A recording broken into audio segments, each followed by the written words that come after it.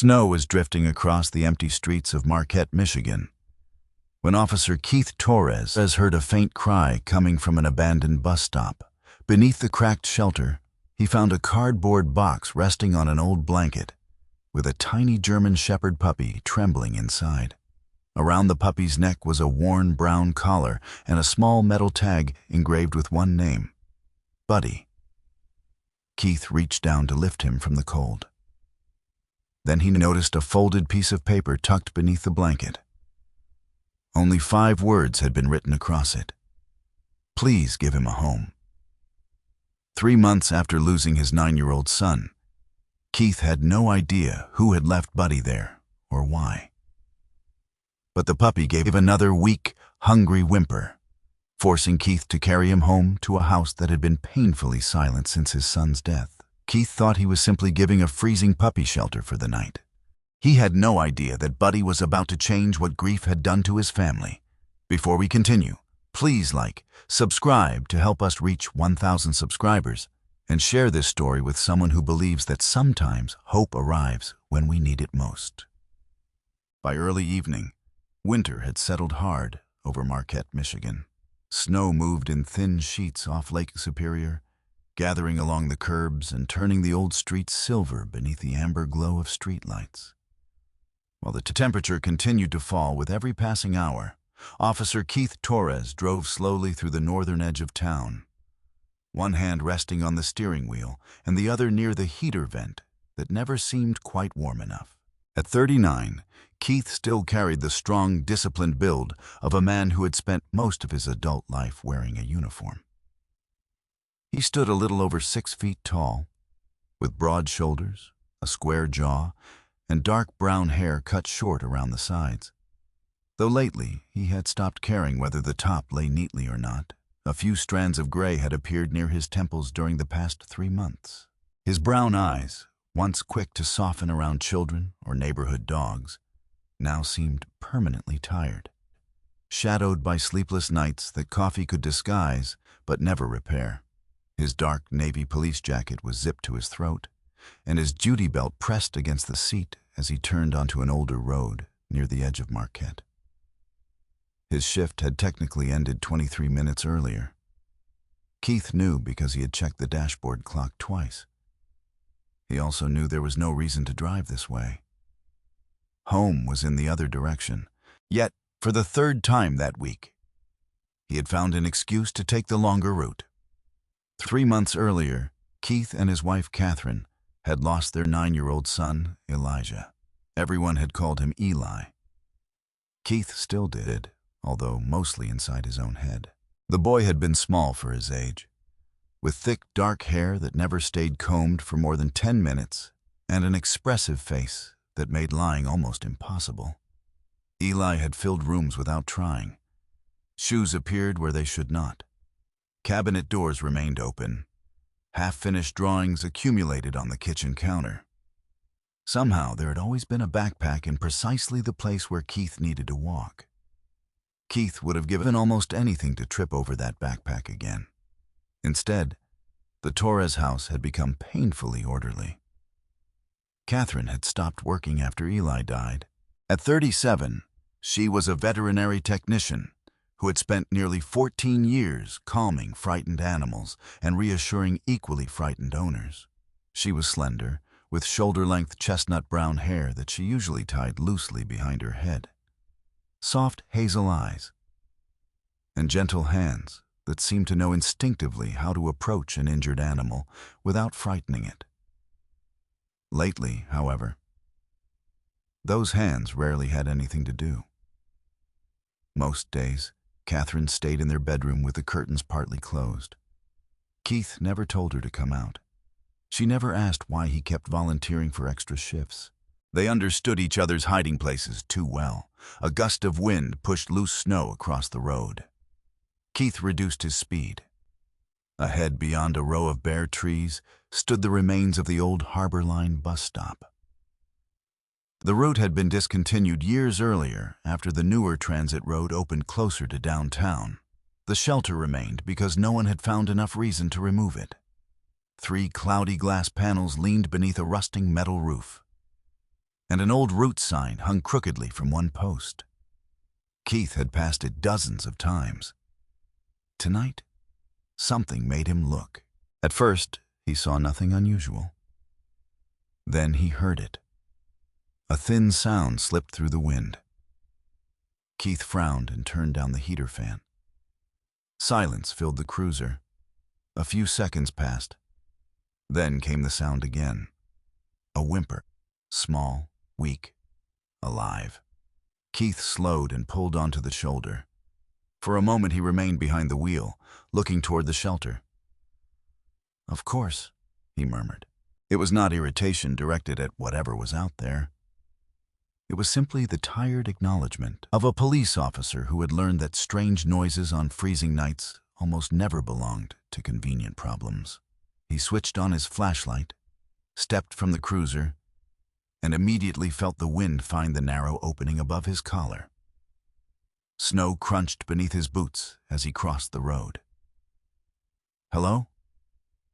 No answer. Keith swept their flashlight beneath the bench. Nothing. Then the beam moved farther into the corner of the shelter and stopped. A cardboard box sat against the rear panel. Someone had placed an old gray blanket underneath it, keeping the bottom away from the frozen concrete. One side of the cardboard had begun to sag from moisture, but the box itself had been positioned beneath the deepest part of the roof, where blowing snow could not easily reach it. Keith approached more quickly. The whimper came again. He crouched. Inside the box lay a German Shepherd puppy. Male, Keith guessed. 8 weeks old, perhaps a little younger. His coat was the familiar black and tan of the breed, with a dark saddle spreading across his small back and warm brown-gold fur along his legs, cheeks, and chest. His paws already looked slightly too large for the rest of him. One ear rested almost flat, while the other made a determined but unsuccessful attempt to stand. The puppy raised his head. Dark brown eyes found Keith. There was no barking, no attempt to escape. He only trembled. "Hey there." Keith's voice softened before he realized it had. He removed one glove and reached slowly toward the box. The puppy sniffed his fingers. Cold nose, cold ears. Keith's expression tightened. "You've been out here a while." The puppy answered with another quiet whine. That was when Keith noticed the collar.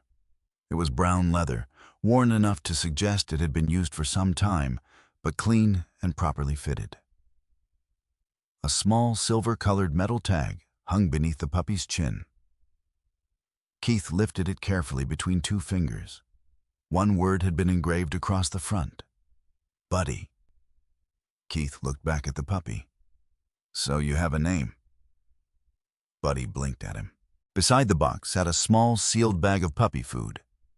Keith's attention sharpened. This was not what abandoned animals usually looked like. No tangled fur, no badly overgrown nails, no filthy collar cutting into the skin. Buddy was thin enough to worry Keith, and certainly far too cold. But somebody had cared for him recently. Someone had placed a blanket beneath the box. Someone had brought food. Someone had made sure he had a name around his neck. Keith's flashlight moved across the bottom of the box. Something white showed beneath the edge of the blanket. He reached in and pulled out a folded piece of paper. There was writing on one side. Only 5 words. Please give him a home. Keith read them again, then turned the paper over.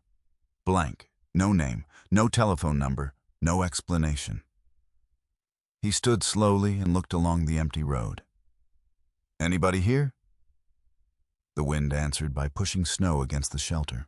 Keith walked several yards in both directions, shining his flashlight toward the trees and the old parking area. There were tire tracks near the shoulder, but fresh snow had already softened them until they were useless. No vehicle waited nearby. No person emerged. When he returned, Buddy had managed to sit upright. Barely. The puppy looked toward him as if Keith's 30-second absence had been an unreasonable personal decision. Keith crouched again. You know, buddy, this is generally the part where somebody explains what I'm supposed to do with you. Buddy sneezed. Keith stared at him. That isn't especially helpful. The puppy lowered his head onto the edge of the box. Keith looked once more at the note. Please give him a home. Something tightened quietly behind his ribs. For 3 months, the word home had felt almost dishonest. Home was supposed to be the place a person wanted to return to. His house had become a collection of rooms Keith and Katherine moved through carefully, both of them avoiding the bedroom at the end of the hallway where Eli's things remained exactly as they had been. Keith had no idea how Katherine would react if he walked through the door carrying a puppy. He was reasonably certain surprised German Shepherds were not included in any recognized grief counseling program. The thought nearly became a smile. Nearly. Then Buddy shivered again. That settled it. Questions could wait. Whatever stranger had left the puppy here had made one decision. Keith could make the next one. He tucked the note into his jacket pocket, lifted Buddy carefully from the cardboard box, and felt the little body curl almost immediately against his chest. Buddy was lighter than Keith expected, far too light. All right, Keith whispered. You're not staying here. He carried the puppy toward the cruiser, shielding him from the wind beneath his jacket. Behind them, the abandoned bus shelter returned to darkness. Ahead waited a warm police car, a quiet house, and a woman who had barely stepped beyond her bedroom door in weeks. Keith did not know whether he was bringing home a problem, a responsibility, or simply one frightened animal who needed somewhere warm until morning. He only knew that tonight, for the first time in 3 months, he found himself wanting to get home.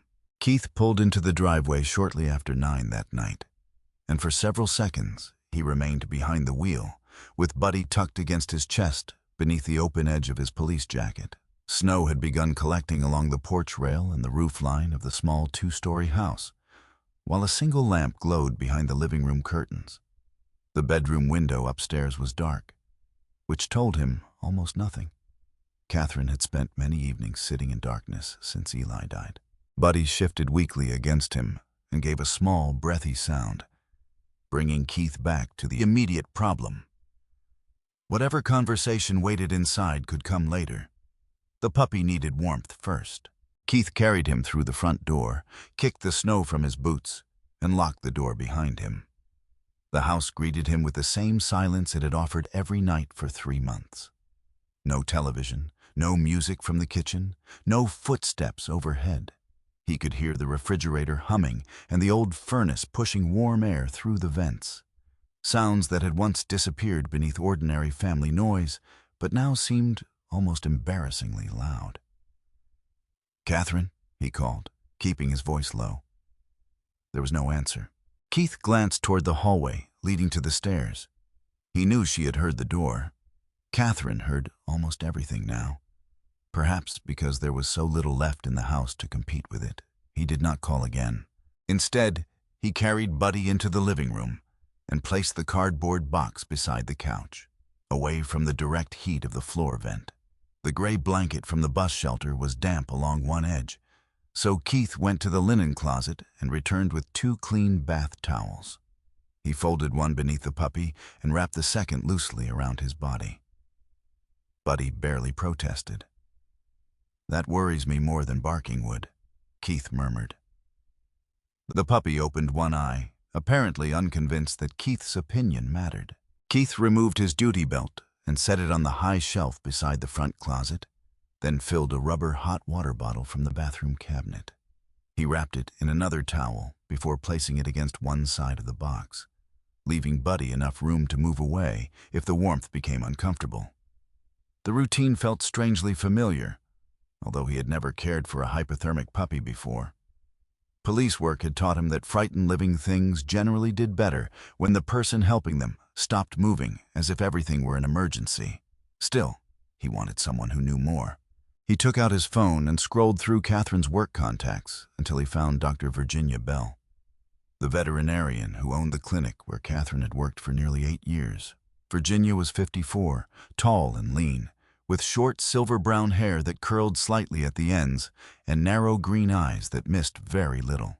She favored practical clothes, comfortable shoes, and the kind of calm expression that could survive both frightened dogs and frantic pet owners. Katherine had once joked that Virginia could deliver bad news so gently that people sometimes thanked her before realizing they were crying. She answered on the fourth ring. "Keith? Sorry to call this late. You're married to one of my best technicians. You stopped qualifying as a normal client years ago. What happened?" Keith looked down at the box. "I found a German Shepherd puppy at the old Harbor Line stop, maybe 8 weeks. He's cold, weak, but responsive." Virginia's tone changed immediately. "How cold?" "I don't have a thermometer on him yet." "Gums?" Keith carefully lifted Buddy's lip. Pale pink, moist, maybe a little tacky. "Breathing?" "Steady, no obvious wheezing." Virginia asked several more questions, then told him to warm the puppy gradually, not directly beside a heater, and not to give a large meal until Buddy was more alert. Small amounts of warm water first, then food once he was properly warmed. "Is Katherine there?" Virginia asked after a pause. Keith looked toward the stairs. "She's upstairs." Another pause followed, softer this time. Virginia knew enough not to ask what that meant. "I can come by first thing in the morning," she said. "Call me sooner if his breathing changes, if he becomes unresponsive, or if you're worried about anything." "I will." "And Keith?" "Yes?" "You don't have to know everything tonight. Just keep him warm." After the call ended, Keith sat on the edge of the couch and watched Buddy for several minutes. The puppy's trembling had become less violent, though it had not stopped entirely. The small metal tag beneath his chin tapped softly against the cardboard whenever he moved. "Buddy." Keith rubbed his thumb over the engraved letters. Somebody had wanted him to have a name. That thought remained with him as he went into the kitchen to prepare a small bowl of warm water. Upstairs, Katherine sat on the edge of the bed with both hands folded in her lap. She had heard Keith come home. She had heard his voice downstairs, then another voice through the phone, although she could not make out the words. She knew he had brought something into the house, because the front door had remained open longer than usual, followed by footsteps moving between the living room, bathroom, and kitchen. Normally, she would have asked. 3 months ago, she would have walked downstairs before Keith finished removing his boots. Tonight, she remained where she was. The bedroom had become the one place where the world expected nothing from her. The curtains stayed half closed even during the day.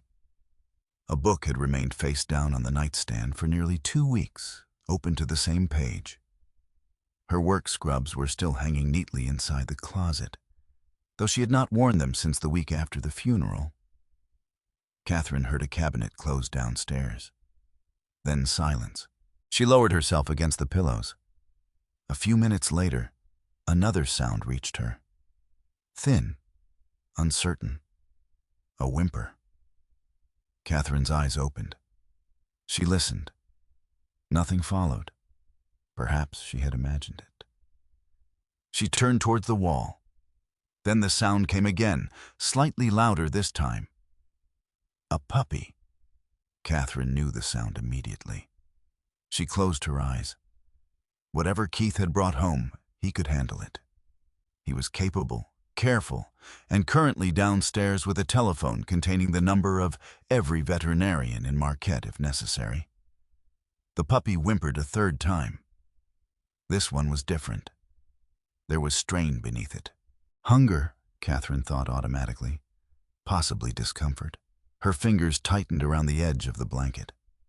"No," she whispered, though she was not entirely sure whether she was speaking to herself or the animal downstairs. Another minute passed. Then came a longer cry. Katherine stood. She stopped near the bedroom door. For several seconds, her hand rested on the knob without turning it. Leaving the room had become more difficult than entering it. Outside waited photographs, familiar furniture, unfinished routines, and the possibility of feeling something she did not know how to carry. Then Buddy cried again. Katherine opened the door. Keith was kneeling beside the cardboard box when he heard footsteps on the stairs. He looked up. Katherine stood at the entrance to the living room wearing gray lounge pants and an oversized blue sweater. Her chestnut hair hung loosely around her shoulders, slightly tangled from spending most of the day against a pillow. She had lost weight during the past 3 months, and exhaustion had deepened the shadows beneath her hazel eyes. But the moment she saw the puppy, something in her expression changed. Not happiness, not yet. Recognition, work, purpose. What happened to him? Keith moved slightly aside. Found him at the old bus stop. Katherine crossed the room before Keith could say anything else. She knelt beside the box and placed 2 fingers gently beneath Buddy's jaw. The puppy lifted his head a fraction. How long was he outside? I don't know. You warmed him gradually? Virginia told me to. Katherine glanced at the wrapped hot water bottle, then at the distance from the heating vent. Good. It was the first uncomplicated approval Keith had heard from her in weeks. Katherine touched Buddy's gums, checked the inside of his ears, then rested a hand lightly against his chest while counting breaths. She pinched the loose skin over his shoulders and watched how quickly it settled. Mild dehydration, she said. He's cold, but he's coming around. Did he drink? A little. Food? Not yet. Good. Buddy lifted his nose toward her wrist. Katherine froze for half a second. Then the puppy licked her skin. Something moved across her face so quickly, Keith almost missed it. She looked away and returned to examining him. What's his name? Keith lifted the tag. It was already on him. Katherine turned it between her fingers. Buddy. He came with a note, too. Keith showed her the folded paper. She read the 5 words silently. Please give him a home. Her gaze stayed on them longer than Keith expected. No phone number? Nothing. You checked the box? Twice. Katherine returned the note. Buddy gave another hungry whine. This time she reacted without hesitation. He needs something in him now. Keith followed her into the kitchen, and for the next hour, their grief was forced to make room for practical things. Katherine showed him how much food to soften, how warm the mixture should feel against the inside of his wrist, and how slowly Buddy needed to eat after being cold. Keith measured too much water once. Katherine corrected him. He reached for the wrong spoon. She replaced it without comment. Buddy, meanwhile, recovered enough enthusiasm to attack the process with far more determination than dignity. Slow down, Katherine murmured, steadying the shallow dish. Buddy ignored her completely. Keith watched him push his tiny nose too deeply into the mixture. He has excellent manners. He's 8 weeks old. That's not a defense. It is in veterinary medicine. For a moment, Katherine's mouth nearly curved. Keith noticed. He pretended not to. They moved Buddy into a small laundry basket lined with towels after he had eaten. Katherine checked him every 20 minutes at first, then every half hour as his temperature improved. Keith made coffee sometime after midnight. He poured a cup for Katherine without asking. She accepted it. That was another small thing. They sat on opposite ends of the couch with Buddy between them, speaking only when necessary. Yet, the silence no longer felt like the silence that had occupied their house for months. This one contained breathing, the occasional scrape of tiny paws against fabric, and 2 people waiting together for the same small life to become stronger. Near 2 in the morning, Buddy woke and tried to climb over the side of the basket. He managed one front paw before gravity rejected the plan. Keith caught him gently. Ambitious. Katherine adjusted the towel beneath him. That's a good sign. Buddy settled again, his head resting against the edge closest to her. By 3, the trembling had almost stopped. Katherine remained another 20 minutes before finally standing. I think he's stable enough for tonight. Virginia should still examine him in the morning. Keith nodded. Katherine took 2 steps toward the hallway, then stopped. She turned back. Buddy had kicked part of the towel away from his back. Katherine walked over, tucked it carefully around him, and rested her fingertips between his ears for a moment. Sleep, little guy. Then she went upstairs. Keith remained beside the basket. He listened until he heard the bedroom door close. Buddy sighed in his sleep. Keith looked towards the dark hallway, then down at the tiny German shepherd wrapped in clean towels. Nothing had been fixed tonight. Eli was still gone. Katherine was still grieving. So was he. But for several hours, she had left the room upstairs. She had measured food, checked a heartbeat, corrected Keith twice, drunk half a cup of coffee, and cared whether a small creature stayed warm. Keith rested one hand against the edge of the basket. For the first time in weeks, hope did not arrive as an idea he was supposed to believe. It arrived as something much smaller, a puppy breathing steadily in the quiet, and a bedroom door that had opened. Morning came gray and cold over Marquette, with a pale layer of fresh snow covering the driveway and the roofs along the street. Inside the Torres house, however, the first sound Keith heard was not the furnace or the wind against the windows. It was Buddy shifting inside the laundry basket beside the couch, followed by a small, impatient whine that suggested he had survived the night and was already developing opinions about breakfast. Keith opened his eyes from the recliner where he had fallen asleep some time before dawn. His neck ached. One leg had gone numb, and the coffee on the side table had been cold for hours. Buddy was standing unsteadily on all 4 paws, staring at him through the side of the basket. "You look much better than I do," Keith murmured.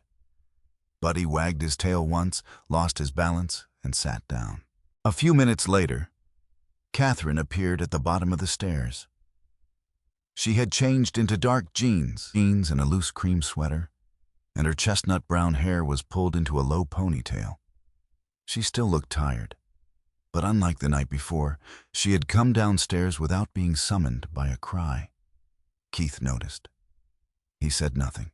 At 8:30, Dr. Virginia Bell arrived carrying a black medical bag and a travel mug large enough to suggest she had prepared for a long morning.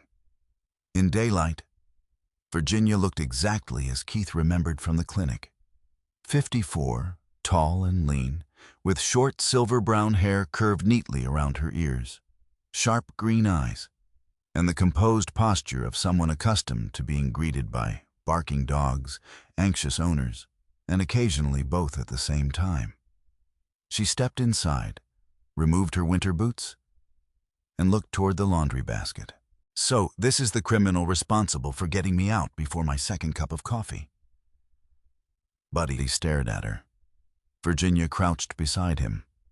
Within seconds, the humor disappeared from her expression and was replaced by quiet concentration. She checked his temperature, gums, heart, lungs, abdomen, eyes, ears, paws, and skin, moving carefully enough that Buddy tolerated the examination with only occasional attempts to bite the end of her stethoscope. "He's doing well," Virginia said eventually. "A little dehydrated, definitely underfed from yesterday, and he got colder than I'd like, but I'm not hearing anything concerning in his lungs. No injuries that I can find." Katherine had been standing nearby with her arms folded loosely. "How long do you think he was outside?" "Hard to say. Several hours, possibly longer. But whoever left him gave him some protection." Virginia ran her fingers gently through the fur along Buddy's shoulders.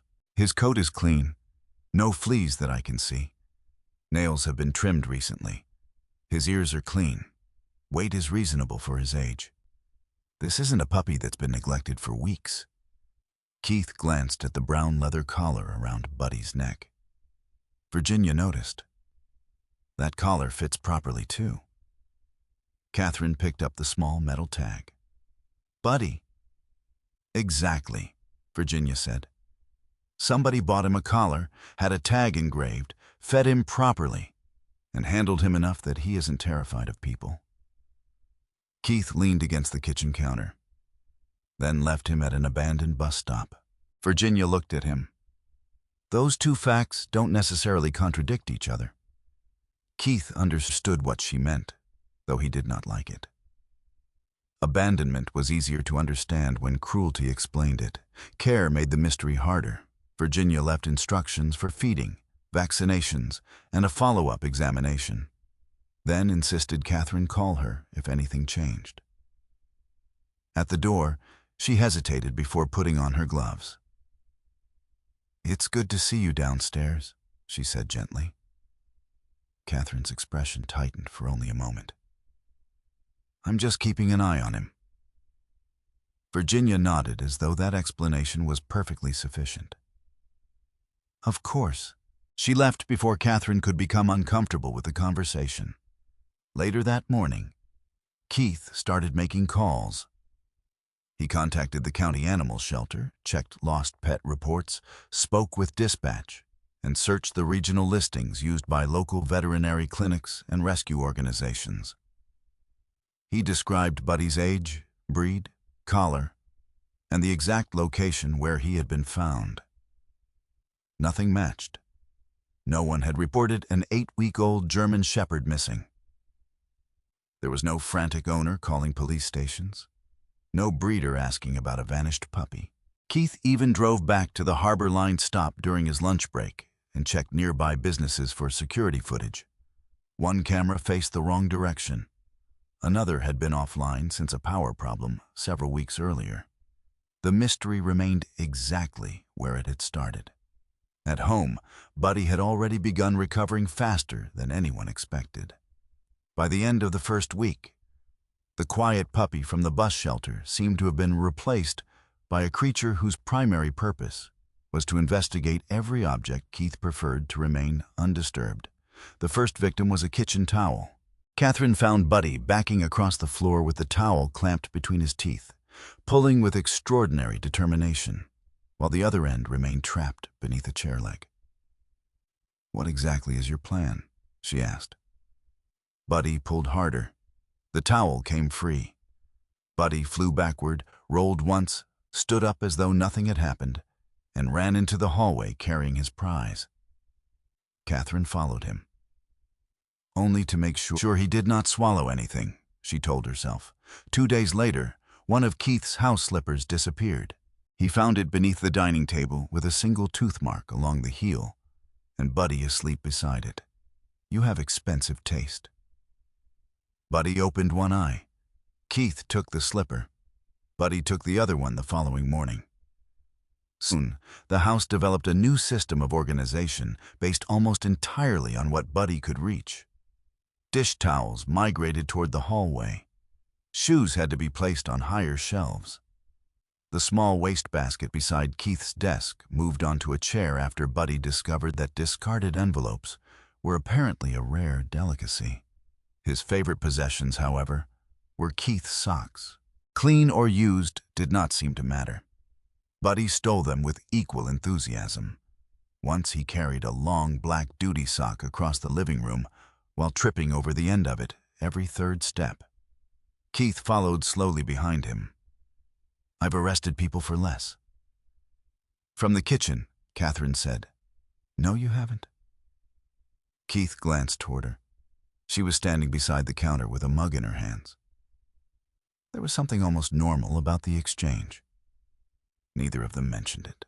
Over the following weeks, Katherine continued insisting that Buddy was not the reason she spent more time downstairs. She came out because he needed feeding, because his nails had to be checked, because Keith did not understand the difference between a puppy chew toy and an object that merely looked chewable, because somebody needed to make sure Buddy did not eat the house one corner at a time. The explanations multiplied. So did the hours she spent outside the bedroom.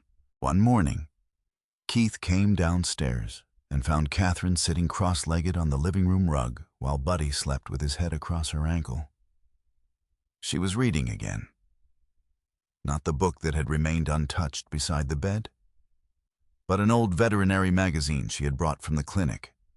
Keith walked quietly past them. Katherine looked up. "You don't have to sneak through your own house." "I wasn't sneaking. You were walking like the floor was wired." Keith looked at Buddy. He finally stopped moving. "That doesn't mean the rest of us have to." Keith poured coffee and hid the small smile behind the mug.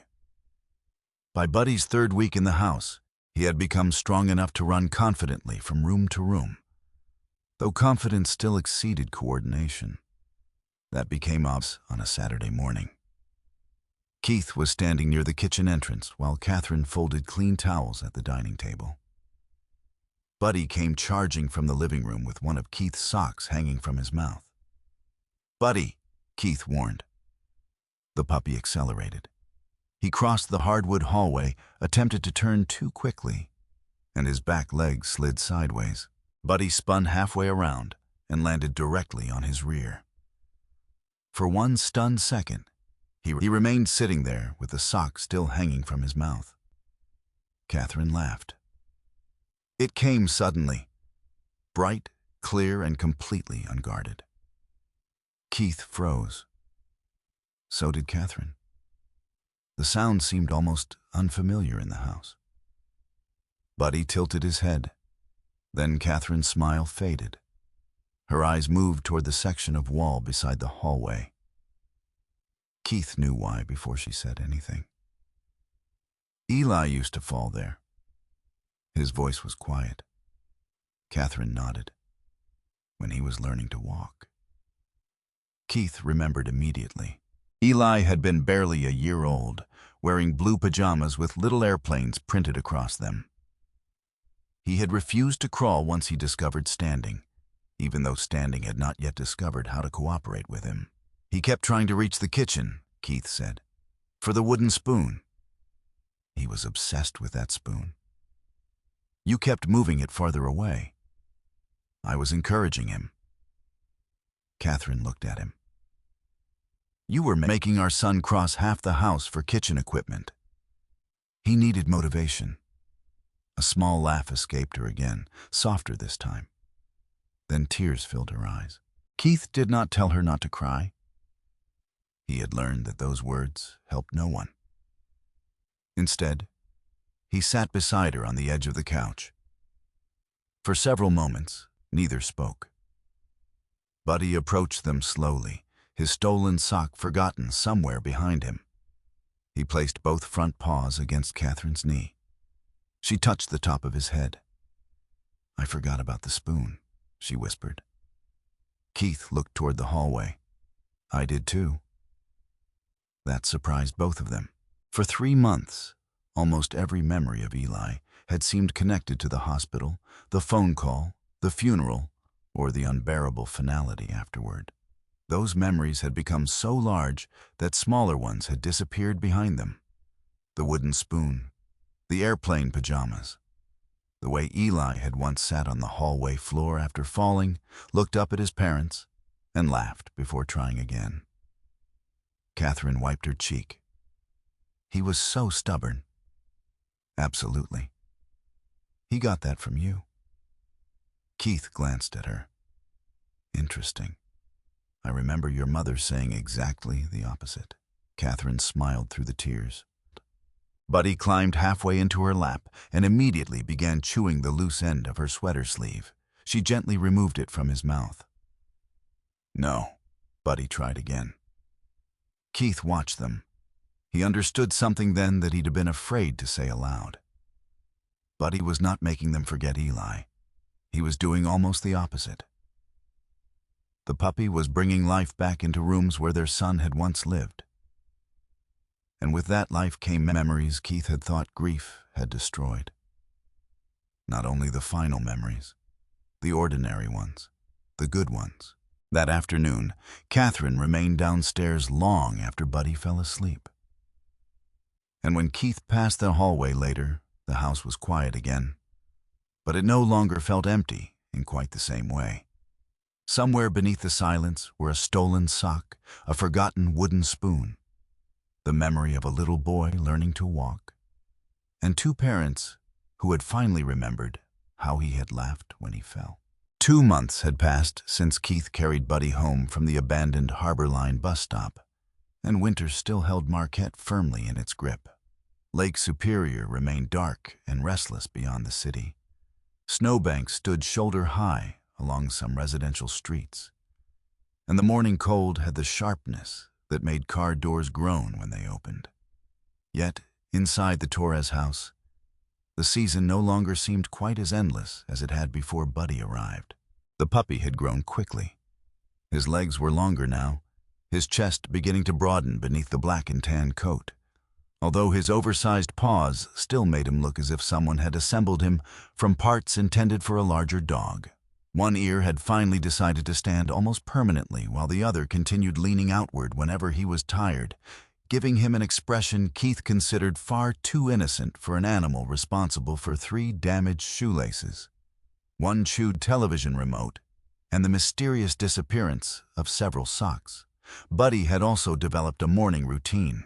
The moment Keith reached for his police jacket, Buddy appeared beside him. He would follow Keith from the kitchen to the hallway, from the hallway to the front door, and then sit directly between Keith and the place Keith needed to stand in order to put on his boots. "You understand I'm going to work whether you approve or not." Buddy stared up at him. Keith bent to tighten a bootlace. Buddy immediately took the loose end in his mouth. "That is interfering with official police business." From the kitchen, Katherine called, "I'm sure the department will understand." Keith looked over his shoulder. Katherine stood at the counter packing a small lunch into a canvas bag. Her chestnut brown hair was tied loosely behind her head, and she wore dark slacks beneath a soft gray cardigan. She looked healthier than she had 2 months earlier. The sadness had not disappeared from her hazel eyes, and some mornings still seemed heavier than others. But she was no longer spending entire days behind the bedroom door. More importantly, the canvas bag belonged to the veterinary clinic. Katherine had returned to work gradually, beginning with 2 mornings a week after Virginia suggested she could come in only as long as she felt able. The first morning, Katherine had changed clothes 3 times before finally leaving the house. She had sat in the car for nearly 10 minutes without starting the engine. Keith had watched from the window, but resisted the urge to go outside. Eventually, the engine turned over. She came home 4 hours later exhausted, sat at the kitchen table, and cried without explaining why. Then she went back again 3 days later. Now she worked several short shifts each week. She was not ready for a full schedule, and no one at the clinic was pushing her toward one. Keith had made changes of his own. For years, overtime had been practical. After Eli died, it had become an escape route. There had always been another report that could be finished, another patrol someone wanted covered, another reason to stay beneath fluorescent lights until Katherine was likely asleep. Lately, Keith had begun saying no. Not every time, but often enough that his supervisor had noticed. Keith told himself it was because Buddy needed structure and because leaving a German Shepherd puppy unsupervised for too long was an expensive experiment in household reconstruction. That explanation was partly true. The rest was more difficult to admit. He wanted to come home again. That morning, after finally recovering his bootlace, Keith opened the front door. Buddy trotted onto the small entry mat but stopped at the threshold as trained. "Stay." The puppy remained seated, though every muscle in his body seemed offended by the command. Keith stepped onto the porch. Buddy watched him walk toward the cruiser. Then, as soon as Keith closed the front door, the puppy spun around and raced toward the kitchen. Through the window, Keith saw Katherine bend slightly as Buddy arrived beside her. She scratched beneath his chin. Keith stood outside for another second. There had been a time, not long ago, when leaving Katherine alone in that house had felt like abandoning her inside a place filled with memories neither of them knew how to face. Now he knew Buddy would follow her from room to room, demand breakfast as though starvation were imminent, and probably steal something before noon. It was not healing in any dramatic sense, but it was movement, and movement mattered. That evening, Keith returned home before dark. Buddy met him at the door with enough excitement to suggest Keith had survived a lengthy overseas deployment rather than an 8-hour shift. He circled Keith twice, skidded into the coat rack, recovered without embarrassment, and then ran toward Katherine as if reporting successful completion of an assigned mission. Katherine was sitting at the dining table reading notes from the clinic. "How was work?" Keith asked. "Busy." A Labrador ate part of a kitchen sponge. Keith removed his jacket. "Part?" "The owner isn't certain." "That seems important." It became important very quickly. The exchange was ordinary enough that neither noticed its significance until the silence afterward. Once, ordinary conversations had filled their evenings. What Eli wanted for dinner, whether someone had remembered to buy milk, whose turn it was to take out the trash. For months after his death, every conversation had seemed to require permission from grief. Now sometimes they simply talked. Later, after dinner, Keith opened the back door and stepped onto the covered porch with 2 mugs of coffee. The snow had stopped, leaving the yard pale beneath the porch light. Buddy followed and immediately investigated a drift beside the steps before returning to the old outdoor rug. Katherine came outside wearing her thick navy coat and sat beside Keith on the wooden bench.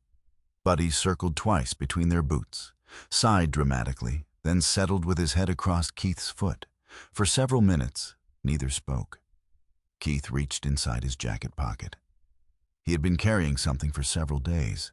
The folded note. The paper was softer now from being opened and closed repeatedly. He handed it to Katherine. She already knew what it said.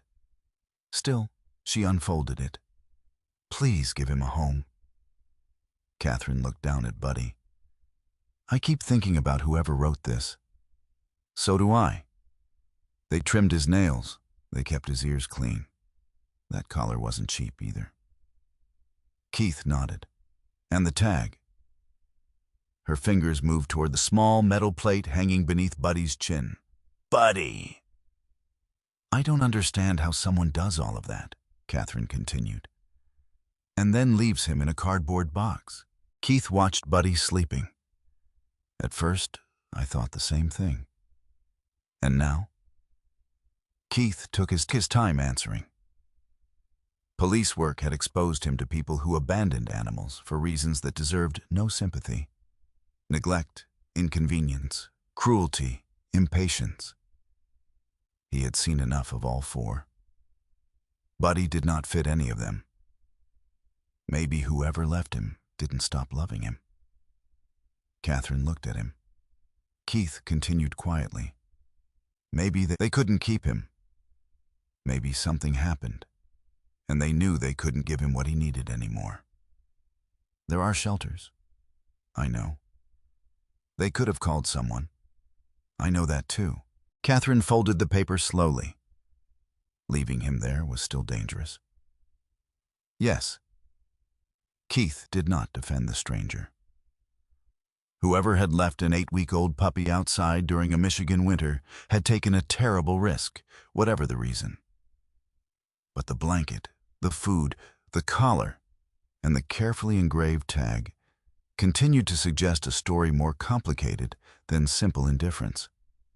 "People don't always make good decisions when they're scared," Keith said. Katherine's eyes remained on the note. The sentence carried more weight than either of them acknowledged. During the first month after Eli died, both had made choices they would not have understood before. Katherine had stopped answering friends. Keith had worked until exhaustion made sleep unavoidable. Neither had wanted to hurt the other. Pain had simply narrowed the world until survival seemed like the only reasonable plan. Buddy shifted against Keith's boot. Katherine looked down at him. He nearly froze. But he didn't. Her eyes lifted. Keith studied the puppy for a moment, then looked toward the quiet yard. For several weeks, a thought had been forming in him, one he had avoided saying aloud because he feared it might sound foolish, especially coming from a man who normally preferred evidence, reports, and explanations that could survive cross-examination. Tonight, he said it anyway. Maybe God knew this house needed something alive in it again? Katherine became very still. Keith did not explain further. He was not saying Buddy had been sent to replace Eli. Nothing could do that. And the idea itself felt wrong. He was not claiming that grief had been part of some neat plan. He only knew that a freezing puppy had appeared on a night when Keith had taken a road he did not normally take. And somehow that puppy had brought Katherine downstairs, brought Keith home earlier, brought laughter back into the hallway, and given both of them reasons to notice tomorrow. Katherine said nothing. She reached down instead. Her hand rested against Buddy's back, moving slowly through the thickening fur. Buddy opened his eyes, looked at her, and shifted closer. Keith watched her fingers continue along the puppy's shoulders. After a while, Katherine leaned slightly against him. He did not move away. The note remained folded in her other hand. Later that night, Keith placed it inside the kitchen drawer, where he had begun keeping Buddy's vaccination papers. Before closing the drawer, he removed the old metal tag from the replacement collar Virginia had suggested they buy as Buddy grew. He turned it beneath the kitchen light. Buddy. The scratches around the edges had become more visible with time. Somewhere, someone had chosen that name. Someone had held this tag before Keith ever touched it. Keith still wanted to know who, not because Buddy belonged less to their household with each passing week, but because every living thing had a story before it entered someone else's. He placed the original tag beside the note and closed the drawer carefully. Behind him, Buddy padded into the kitchen, followed a moment later by Katherine.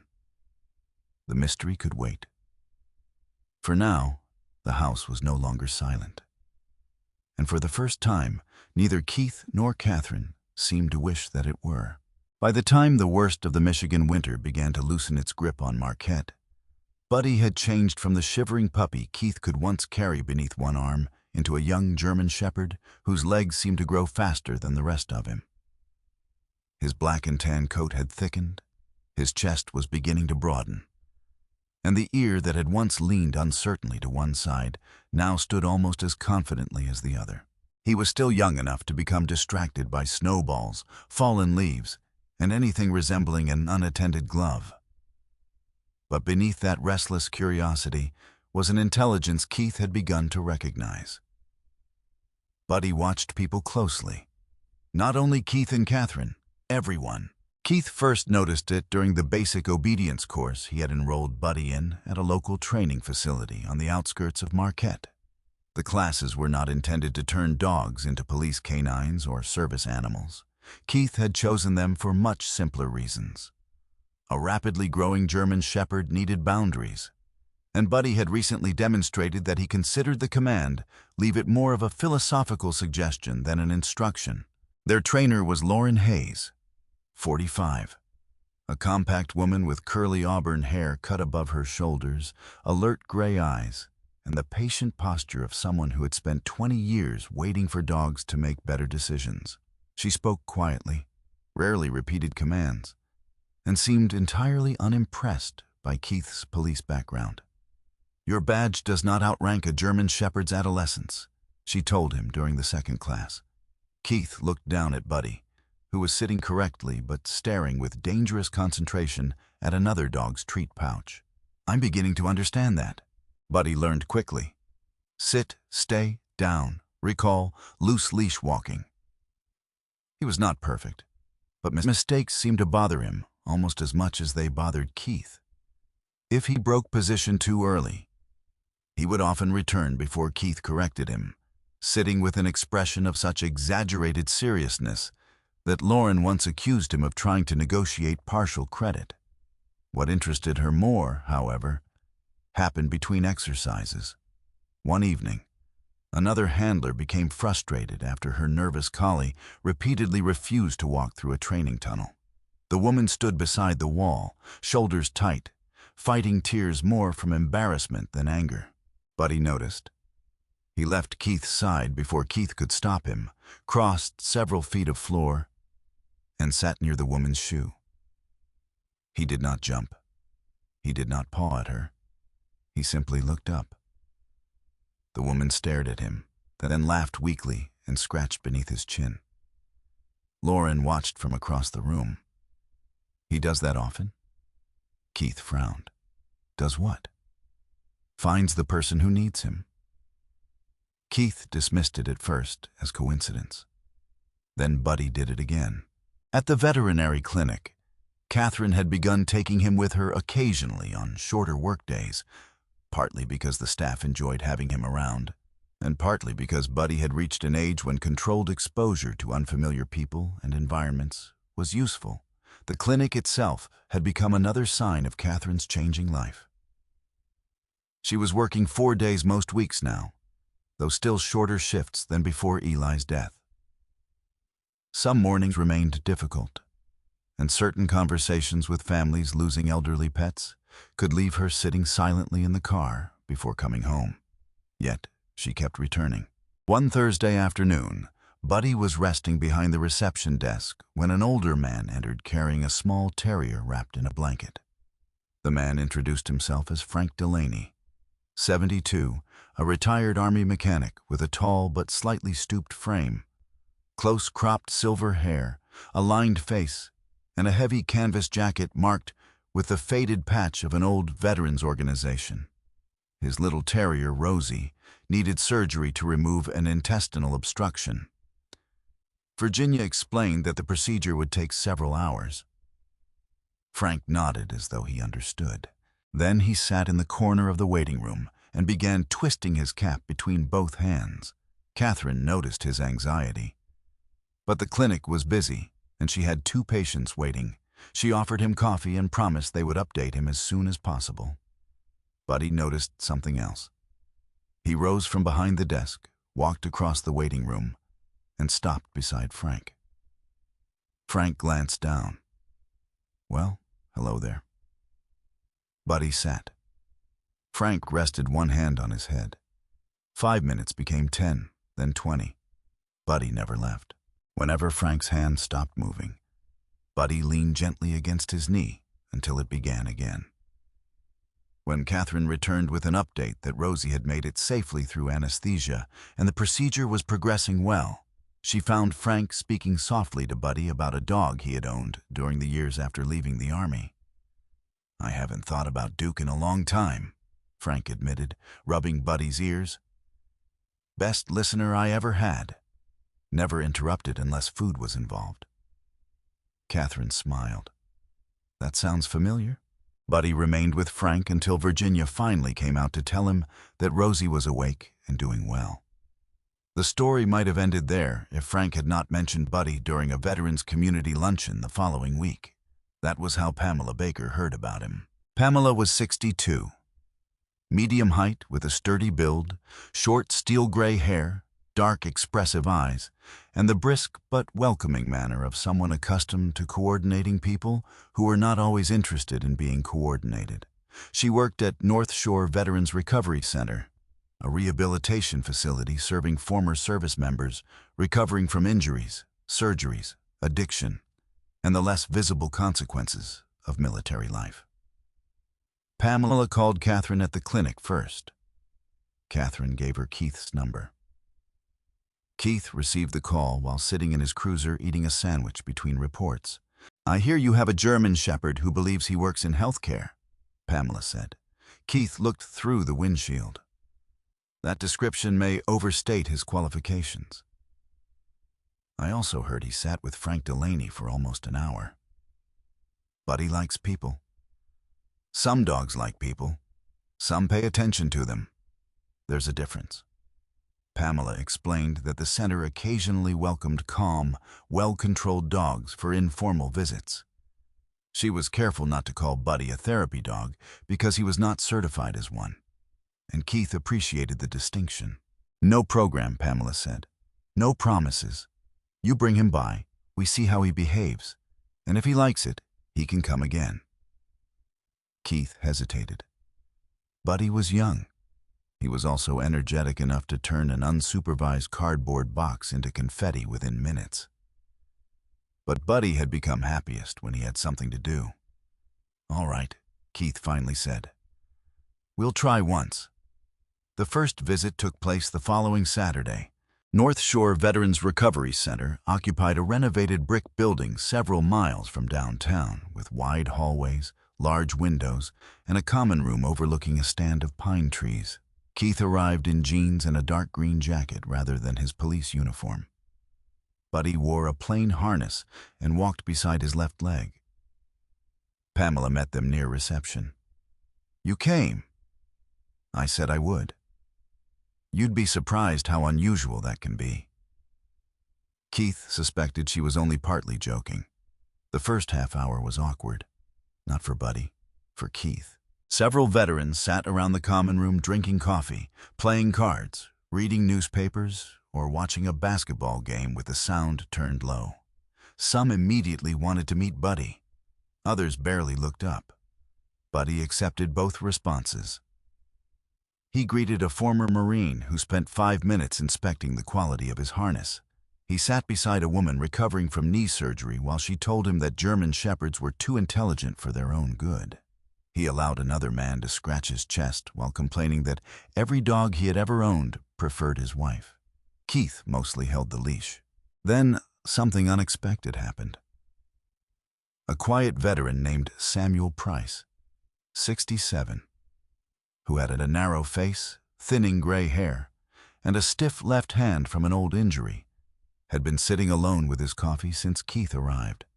Pamela later told Keith that Samuel rarely joined conversations. Buddy wandered close enough to notice him. Samuel looked away. Buddy sat 6 feet away. Keith waited. After perhaps a minute, Samuel looked back. Buddy's tail moved once against the floor. Samuel sighed. You're persistent. Buddy remained seated. Samuel eventually held out his good hand. Buddy approached. 10 minutes later, Samuel was telling Keith about the beagle his father had owned when he was a boy in Wisconsin. Keith barely spoke. He did not need to. They returned the following Saturday, then again the week after that. Soon the visits became part of Keith's routine. He stopped thinking of them as something he was doing for Buddy. He began recognizing names, remembering who took coffee black, who preferred silence, who wanted to discuss football, and who could turn any conversation into an argument about trucks manufactured before 1985. No one asked Keith to explain Eli. That was important. Yet, little by little, pieces came out. One afternoon, a veteran mentioned missing his daughter's childhood because of deployments and said that photographs sometimes hurt more than memories.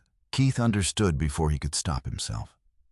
My son hated photographs, he said quietly, unless he was making a ridiculous face. The man smiled. How old? 9. Keith felt the familiar pressure in his chest. He almost ended the conversation there. Instead, he added, his name was Eli. Nothing dramatic happened. No one gave him advice. The veteran simply nodded and asked what ridiculous face Eli made most often. Keith answered. Later, driving home with Buddy asleep in the back seat, Keith realized he had spoken about his son to someone who had never known him. And the world had not collapsed. The following week, Keith found himself looking forward to Saturday. There was no therapy circle at North Shore, no carefully prepared speech about recovery, and no demand that anyone describe what hurt.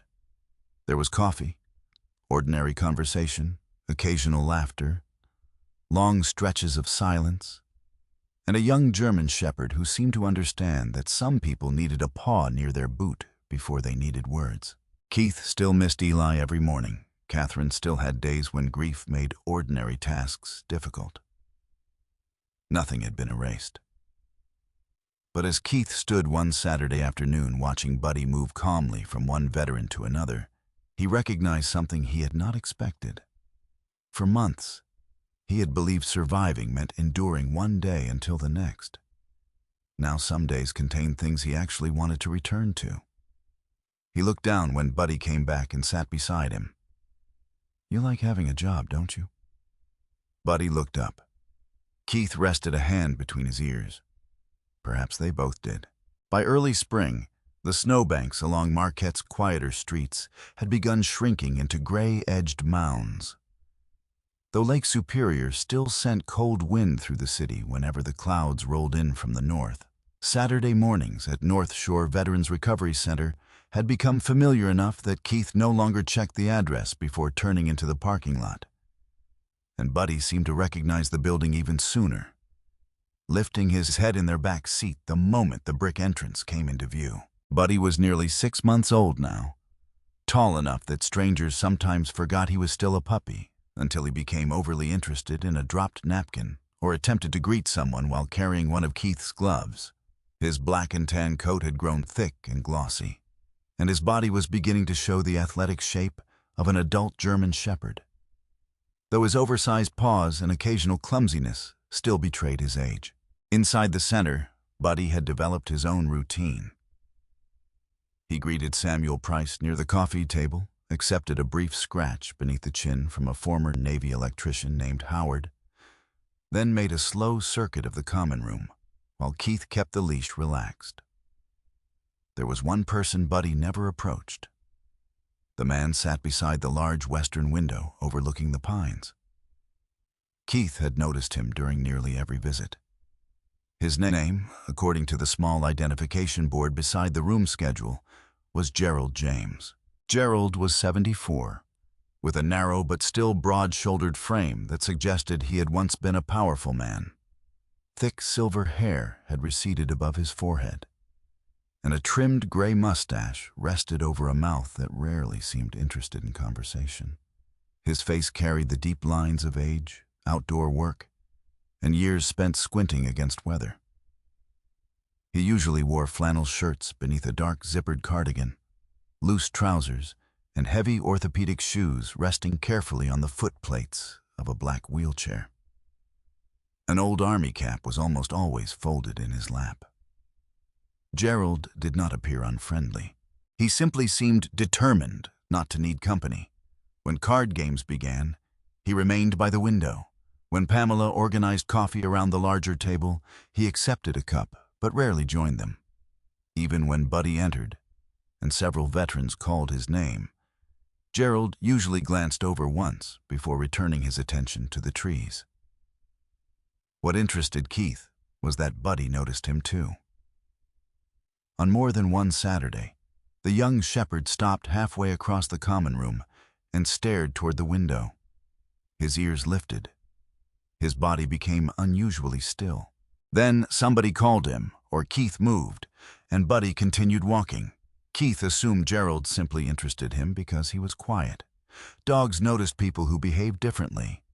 At least, that was the explanation Keith gave himself. One Saturday, while Buddy lay beneath the table chewing a rubber toy, Keith stood beside Pamela near the coffee station and finally asked, "What's Gerald's story?" Pamela followed his gaze.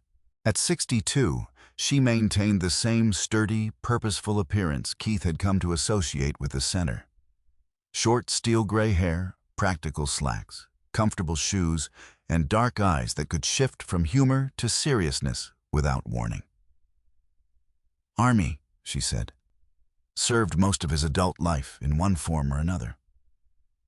After he left active duty, he worked maintenance for the county." "He always that quiet?" "Not according to the people who knew him before." Pamela lowered her voice, not secretively, but out of respect. He lived alone outside Nagaune for years, managed pretty well until last winter. He fell at home and wasn't found until the next morning. Hip injury, circulation problems, then some cardiac trouble on top of everything else. His doctors decided independent living wasn't safe anymore. Keith looked toward Gerald.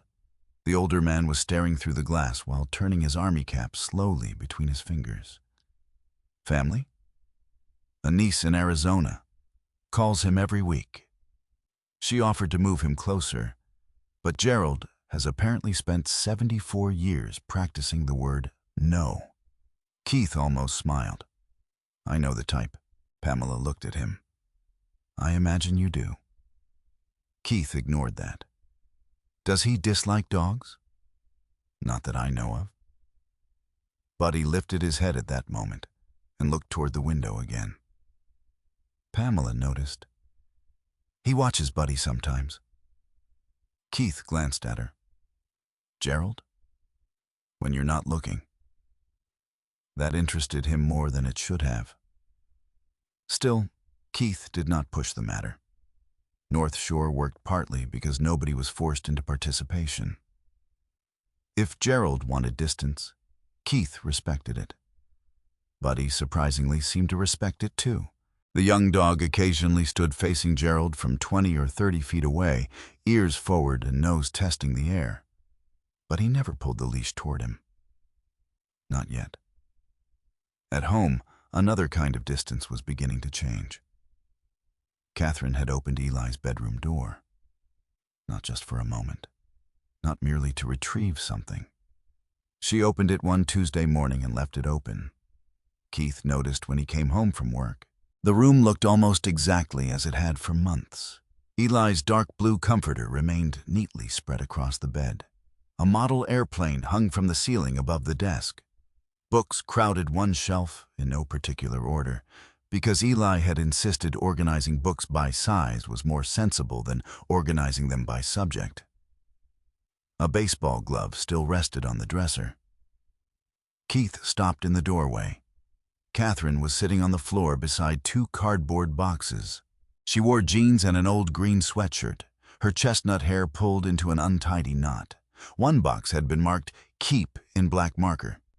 The other said, "Donate." Buddy lay beside her with his chin across his paws. Keith remained silent long enough that Katherine finally looked up. I started with the clothes. He nodded. There was no correct response to that sentence. Katherine picked up a red winter coat Eli had outgrown shortly before his death. This doesn't fit anyone who lives here anymore. Her voice shook slightly, but she did not stop. Keith entered the room and sat beside her. For the next hour, they worked slowly. Some things were easy. Jeans that had become too short even before Eli died went into the donation box. Several nearly new sweatshirts followed. A pair of snow boots that would probably fit another child next winter. Other objects stopped them. Keith found a small flashlight with Eli's initials written crookedly in permanent marker. "Keep," he said immediately. Katherine nodded. They kept the baseball glove. 3 favorite books. The blue blanket Eli had used while watching movies. A box of drawings Katherine could not yet look through. They donated toys he had long since outgrown, unopened art supplies, winter clothing, and a stack of children's books Katherine believed should be read rather than stored forever. Buddy contributed almost nothing useful. At one point, he removed a stuffed moose from the donation box and carried it under the desk. Keith retrieved it. Buddy stole it again 6 minutes later. Katherine finally looked at him and said, "If he takes it a third time, I think legally it becomes his." Keith considered the dog. That sounds like extremely questionable law.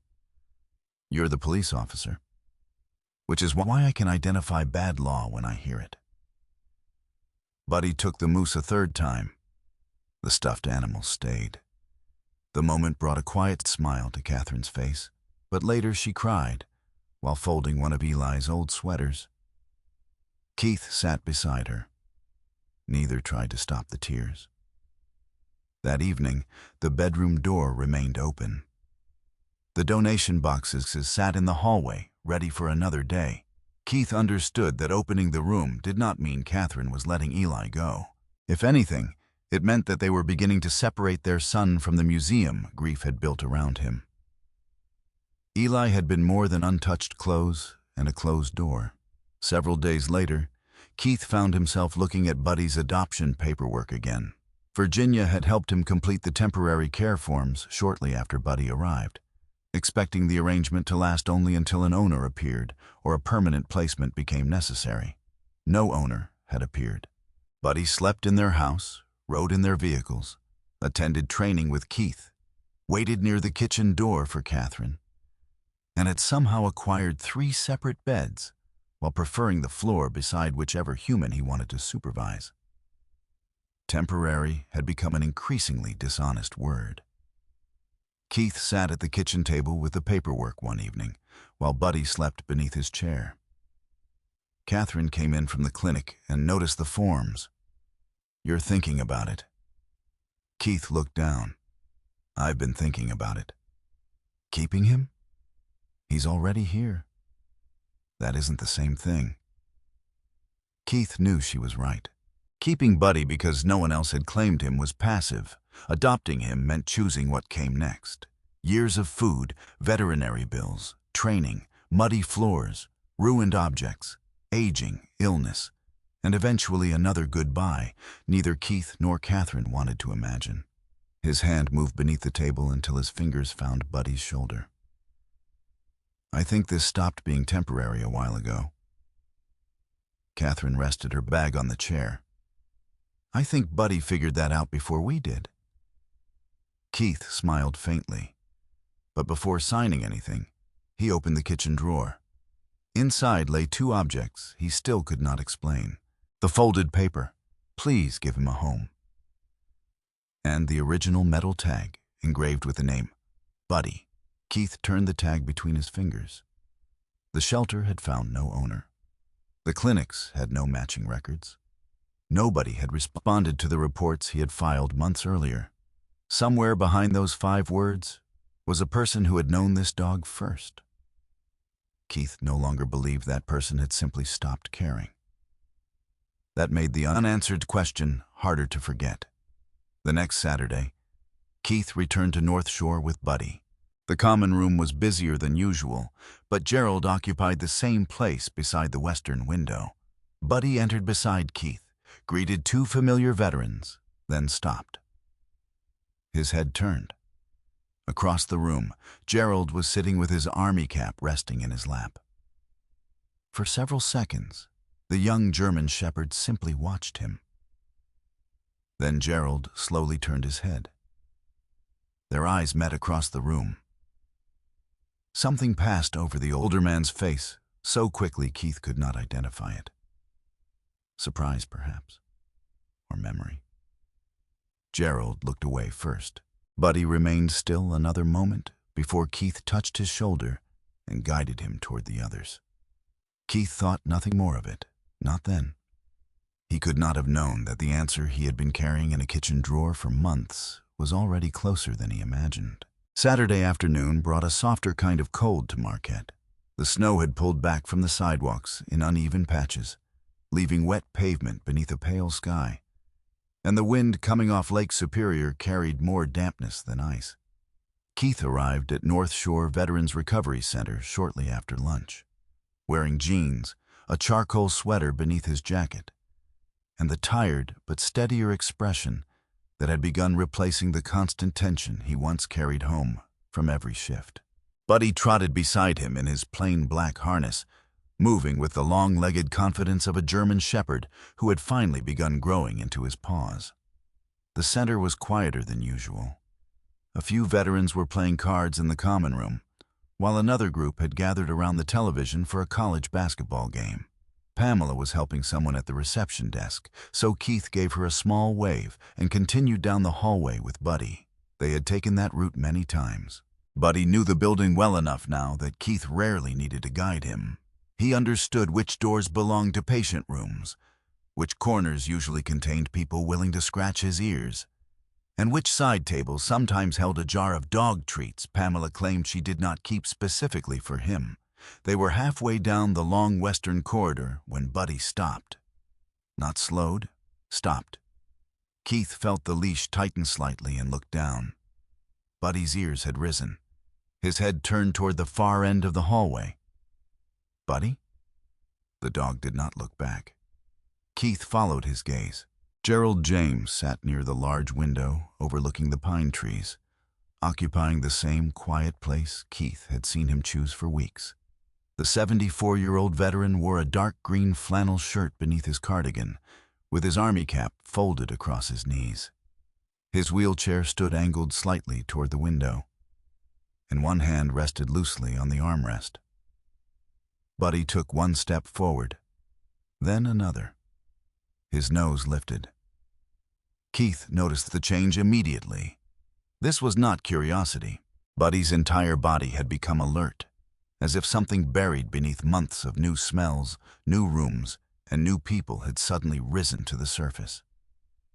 "Easy," Keith said. Buddy pulled harder. Gerald turned. For 1 second, the old man simply looked toward them. Then Buddy made a sound Keith had never heard from him before. A high, urgent whine. The dog surged forward. Keith nearly lost the leash. "Buddy!" Instead of stopping him completely, Keith moved quickly behind him, shortening the lead enough to maintain control without dragging him backward. Buddy reached Gerald's wheelchair and immediately rose onto his hind legs, planting both front paws gently across the older man's knees. Gerald went completely still. Buddy whined again and pushed his muzzle against the center of Gerald's chest, his entire body trembling with excitement. Keith reached them. "I'm sorry. He's never—" Gerald lifted one shaking hand. Keith stopped speaking. The old man stared at Buddy's face. Then his gaze dropped to the small metal tag hanging from the dog's collar. The tag was not the original one Keith kept at home. As Buddy had grown, Keith had transferred the engraved plate onto a stronger collar so the name remained with him. Buddy. Gerald's fingers reached toward it. They trembled before making contact. His face changed. Whatever reserve had kept him silent beside the window for all those Saturdays collapsed almost instantly. "Buddy." The name barely came out. Buddy pressed closer. Gerald wrapped both arms around the young German shepherd and lowered his face into the thick fur along Buddy's neck. The sound that came from him was not quite a sob at first. Then it became one. Keith stood beside them, one hand still wrapped around the leash, and suddenly understood why Buddy had watched Gerald from across the room week after week. Gerald had known him. More than that, Buddy had known Gerald. Pamela appeared at the end of the corridor, but when she saw what was happening, she stopped several yards away. Keith appreciated that. He waited. Gerald eventually leaned back, though one hand remained buried in Buddy's coat as if releasing him might make the dog disappear. "Where did you find him?" Keith's chest tightened. The old Harbor Line bus stop. Gerald closed his eyes. That was enough. Keith pulled a chair from the wall and sat beside the wheelchair. "You left him there." It was not an accusation. Gerald nodded. For a long moment, the older man could not speak. Buddy had settled with his head across Gerald's lap, tail moving slowly against the floor. "I thought I'd never see him again," Gerald finally said. His voice was rough with age and emotion. Keith waited. Gerald's hand moved along Buddy's neck until his fingers found the tag again. "I had that made when he was 7 weeks old." He gave a broken little laugh. Thought the name suited him. Friend of mine said it was too ordinary for a German shepherd. I told him a dog doesn't need a military title to be worth something. Keith looked at Buddy. "Where did he come from?" "A friend outside Iron Mountain had a shepherd. Good dog. Accidentally bred before they had her spayed. I'd been living alone for years, and he thought I needed company more than I admitted." Gerald's expression softened. He was probably right. Buddy shifted closer. Gerald explained that he had taken the puppy home and spent several weeks convincing himself he could handle everything. At the time, he still drove, cooked for himself, managed his small property, and believed the stiffness in his hip was simply another inconvenience of getting old. Then came the fall. He had slipped near the rear steps during an icy morning and gone down hard. "I couldn't get up," Gerald said. "Spent most of the night out there before a neighbor found me." The injury itself had been bad enough, but hospital examinations revealed other problems: poor circulation, heart irregularities, weakness that had been progressing more quickly than Gerald had admitted to anyone. Doctors told him he would need prolonged rehabilitation. Independent living might not be safe again. "And Buddy?" Keith asked quietly. Gerald looked down at the dog. That was the problem. He had called his niece in Arizona, but she lived in a small apartment and could not take a growing German Shepherd. A former co-worker already had 2 dogs. Another friend was undergoing chemotherapy. Gerald called shelters, but one was full, and another warned him that a young shepherd might be transferred if no suitable home was found quickly. Keith's jaw tightened slightly. "You could have called the police." "I know." "You could have called a clinic." "I know that too." Gerald did not defend himself. That made the confession harder to judge. "The morning they were supposed to move me here permanently, I panicked." He looked toward the window. "They told me the transport would arrive by noon. I had maybe 3 hours. I kept looking at him, running around that little house. And all I could think was that he deserved somebody who could run with him." Gerald had driven Buddy to the old Harbor Line stop because he remembered delivery workers, snowplow crews, and commuters still passing that road, despite the abandoned route. The shelter had a roof. It was visible from the street. He brought a cardboard box, a blanket, food, and the collar Buddy already wore. Then he wrote their note. Keith knew the words before Gerald spoke them. "Please give him a home." Gerald's voice broke. "I told myself someone would stop." Buddy lifted his head at the sound. "I sat in my truck across the road for almost 20 minutes, Gerald continued. "Then I knew if I waited any longer, I wouldn't leave at all." He swallowed. "It was the worst decision I ever made." Keith thought of the freezing night, the small box, Buddy trembling beneath the bus shelter. He could not pretend the choice had been safe. But looking at Gerald now, he no longer saw someone who had casually discarded an animal. He saw a frightened old man who had believed time was running out. "Did you ever try to find out what happened?" Keith asked. "Every day." Gerald had called the shelter from North Shore, but no report matched Buddy's description by the time staff helped him search. Keith had filed the initial report through police channels and temporary care records rather than surrendering Buddy directly to the shelter, which explained why Gerald never found the right trail. "I prayed somebody had picked him up," Gerald whispered. "Then I prayed I hadn't killed him by trying to save him." Keith looked away for a moment. Those words landed somewhere familiar. Trying to save something, failing to control what happened next. He understood more of that than Gerald could know. "My son died 3 months before I found Buddy." Gerald looked at him. Keith rarely began the story himself. Today he did. Eli was 9. He told Gerald only what mattered. He spoke about the silence in the house afterward. Katherine closing herself in the bedroom. Keith taking extra shifts because returning home felt harder than working. Then he told him about the first night Buddy cried. How Katherine had come downstairs. How she had checked his temperature, made food, and stayed beside him until morning. He described the stolen socks, the ruined slipper, the hallway where Buddy once slipped and accidentally brought back a memory of Eli learning to walk.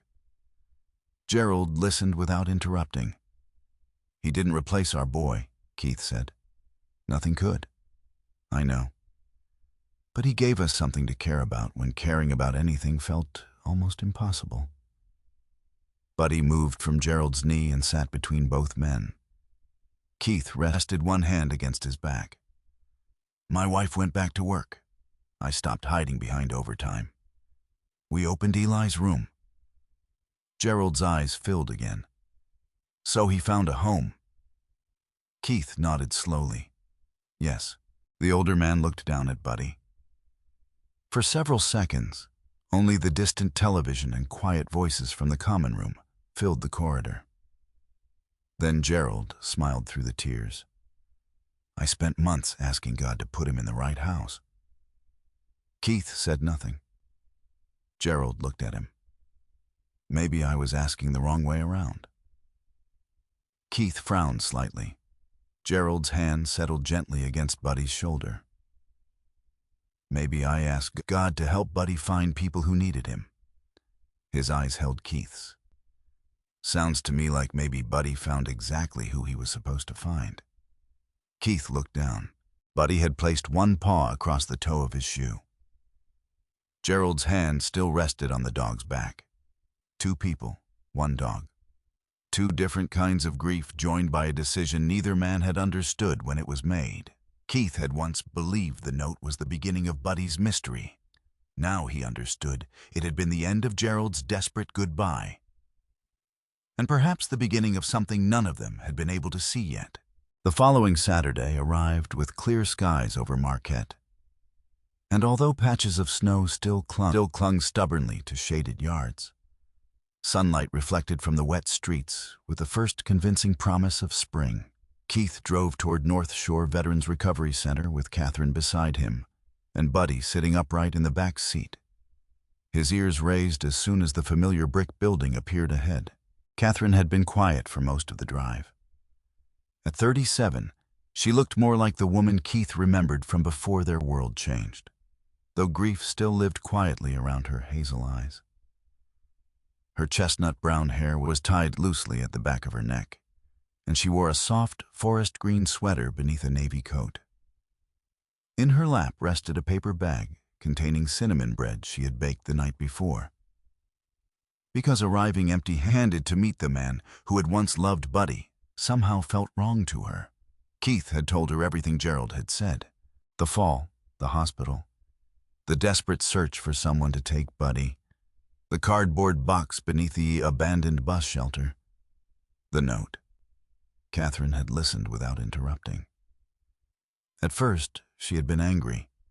Leaving an 8-week-old puppy outside during a Michigan winter was dangerous, whatever the reason. She had said so plainly, and Keith had agreed. Yet, as he described Gerald sitting beside the window with Buddy pressed against his chest, the anger gradually became something more complicated.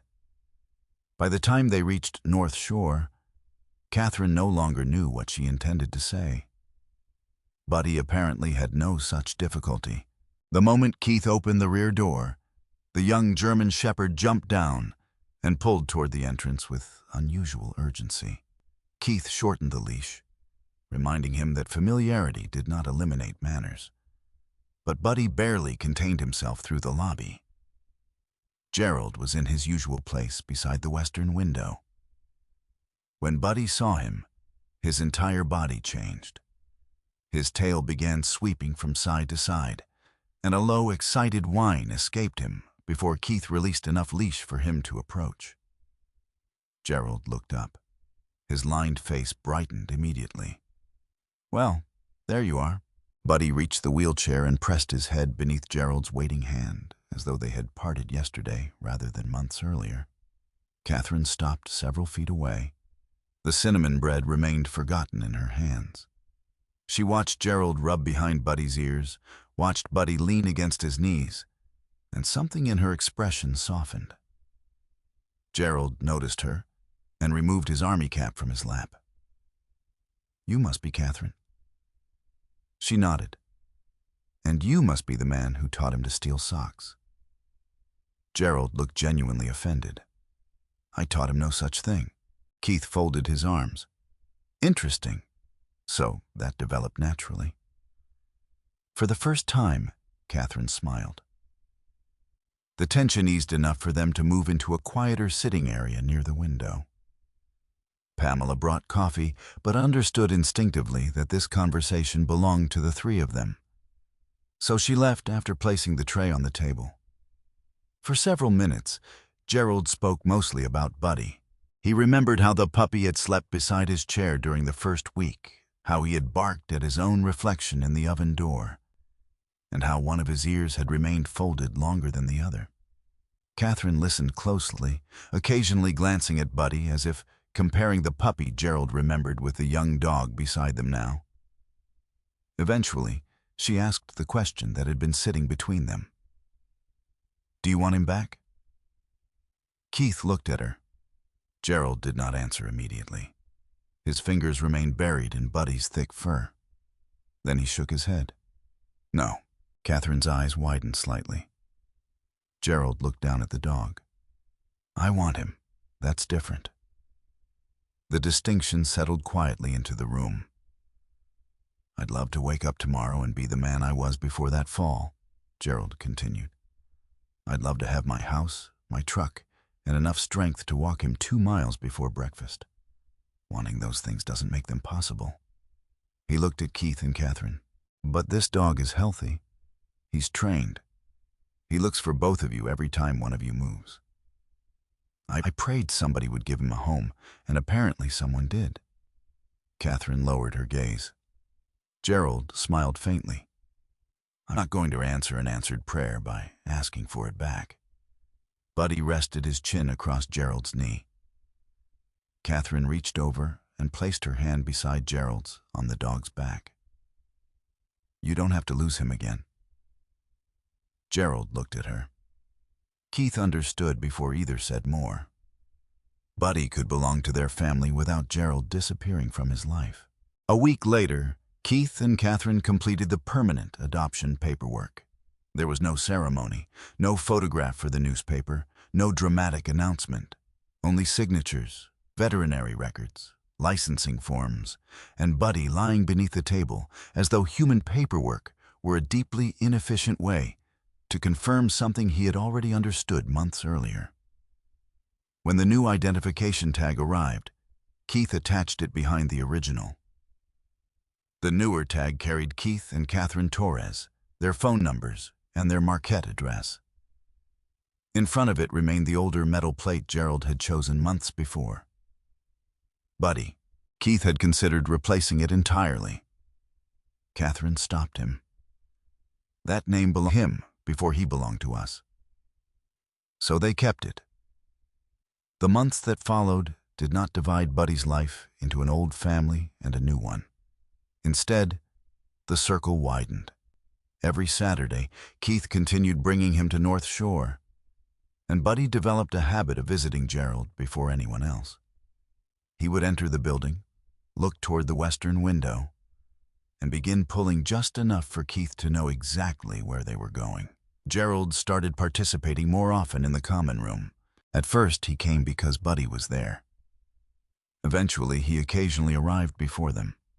Katherine began joining Keith some weekends, often bringing sandwiches, muffins, or whatever she had made in quantities too large for 2 people.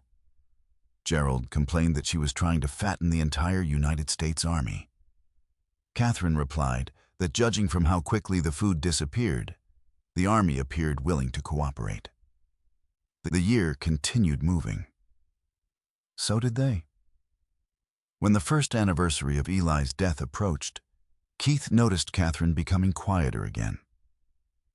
Certain dates had gravity, and this one seemed to pull every memory toward it. A year earlier, Keith would have expected them to close the curtains and survive the day privately. Instead, Katherine suggested something different. On the morning of the anniversary, they went to North Shore. Keith, Katherine, Pamela, and several volunteers served lunch to the veterans. Buddy moved between tables, collecting scratches, compliments, and one piece of turkey that Keith strongly suspected Gerald had dropped intentionally. No one at the center knew exactly what the day meant until Katherine mentioned Eli's name while setting down a tray. There were no speeches afterward. That helped. One veteran simply squeezed Keith's shoulder. Another told Katherine the potatoes were excellent. Gerald raised his coffee cup quietly toward them. Eli remained present, without becoming the only thing the day could hold. That afternoon, Keith and Katherine returned home with Buddy and carried a young maple tree into the backyard. They had chosen it together, not because Eli had particularly loved maple trees. In fact, at 9 years old, his opinions about trees had mostly involved whether they could be climbed. They chose it because it would grow slowly, change with the seasons, and remain something living that required care rather than something preserved behind glass. Keith dug the hole. Katherine steadied the trunk. Buddy supervised for approximately 4 minutes. Then he began digging a second hole beside the first. "Buddy," the dog continued. "Buddy." Katherine turned. Buddy lifted his head. His muzzle was covered in dark soil. One front paw remained inside the unauthorized excavation. Keith looked at him. Katherine looked at Keith. A laugh escaped her. Keith tried to remain serious for perhaps 2 seconds before losing the effort completely. Soon both of them were laughing, standing beside the tree they had planted for their dead son, while a German shepherd attempted to redesign the yard. Then Katherine's laughter broke. Tears came suddenly. Keith stepped closer and put his arm around her. His own eyes burned. For a while, they stood together without hiding either reaction. They laughed. They cried. Neither canceled the other. Buddy eventually abandoned the hole and leaned against their legs, confused but content to participate. Later, as the evening light stretched across the yard, Keith removed Buddy's leash. The young German shepherd ran toward the far fence, circled the maple tree, then continued across the grass. Halfway to the porch, he stopped. He turned. His ears lifted as he looked back at Keith and Katherine, waiting. Keith remembered another cold night, an abandoned bus shelter, a cardboard box, and 5 handwritten words that had once seemed like a mystery. Please give him a home. Buddy had found one. Gerald had found peace in knowing that loving the dog did not require possessing him, and that saying goodbye once did not mean losing him forever. Keith and Katherine had found something too. Not a replacement for Eli, never that. Their son remained in photographs, in stories, in a baseball glove upstairs, in a stuffed moose Buddy had stolen from a donation box. And now, in a young maple tree whose survival might depend upon keeping one enthusiastic German shepherd away from its roots. Grief had not disappeared. Keith no longer expected it to. He simply understood it differently. A heart did not have to empty one room before opening another. It could hold the child who was gone, the old man waiting beside a window, the dog running through the yard, and the woman standing beside him. Katherine slipped her hand into Keith's. Buddy gave one impatient bark. "He's waiting," she said. Keith looked toward him. "For us? For anyone willing to keep up?" They started walking. Buddy immediately ran forward, then stopped again, and looked back to make sure they were following. This time, both of them were. Sometimes healing does not arrive by taking away the pain. Sometimes it comes quietly, through a small responsibility, a familiar voice, or someone who simply gives us a reason to get up and keep moving. Keith and Katherine never stopped loving Eli, and they never needed to. Buddy did not replace their son. He simply reminded them that a heart can carry grief and still make room for new love, new friendships, and new reasons to be grateful. In our own lives, we may not always understand why certain people or animals cross our path. But sometimes, the smallest act of kindness can become the beginning of healing for someone who has been carrying more than we can see. If this story touched your heart, please share it with someone who may need a little hope today. Tell us in the comments what Buddy's story meant to you, and if you believe that God can bring comfort into our lives in unexpected ways. Comment Amen below. Please like this video and subscribe to the channel for more stories about loyalty, kindness, healing, and second chances. May God bless you and your family, give peace to every heart carrying a loss, and give you strength for whatever road lies ahead. Amen.